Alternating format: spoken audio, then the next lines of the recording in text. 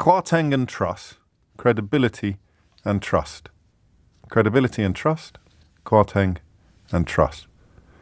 I don't know where I'm going with this. It just occurred to me moments before the light came on that there were similarities between those four words, or at least between the two groups of two. Kwarteng and credibility, Truss and trust. Duh. It's a nebulous, intangible thing, credibility, you know. It is not necessary. I don't think it follows a logical path. There's a great piece in the Sunday Times yesterday by Ed Conway, the Sky economics editor, that it's not something that is subject to scientific rules. It's not like gravity. What goes up does not necessarily have to come down, and what goes down will not necessarily come up again. There's no algorithm, there's no calculation, there's no mathematical formula for deciding what credibility is, or rather where credibility goes. And they've lost it. Probably forever. Whether or not they lost it before or after this U-turn is a question for the ages. My money is on before. In fact, all my money is on before. In fact, if it weren't for the fact that this morning's announcement hits me personally in the pocket to the tune of several £1,000s, which I am, for the record, celebrating.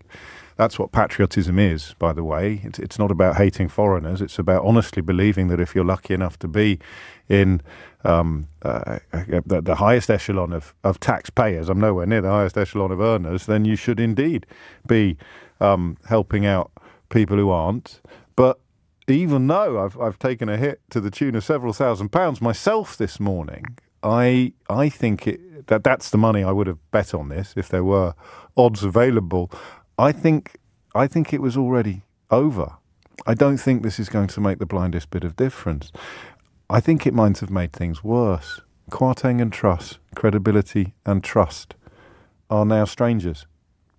In fact, even when retreating, even when undertaking the most humiliating U-turn since the last humiliating U-turn, it doesn't sound credible.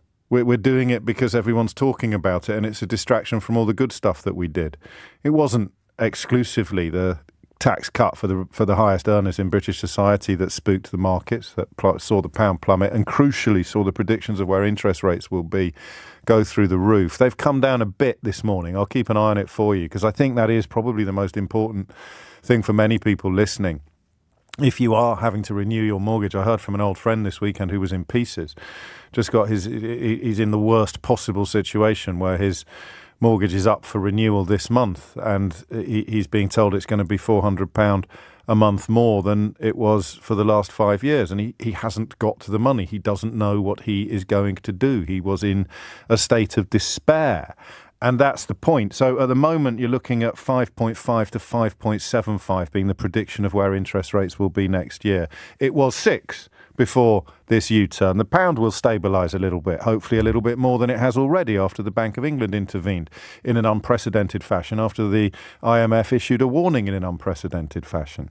I always take a moment on mornings like this to throw a small bone to the terminally stupid, the people claiming that because the pound had steadied meant that criticism of the mini-budget had somehow been refuted or undermined. The polar opposite is true.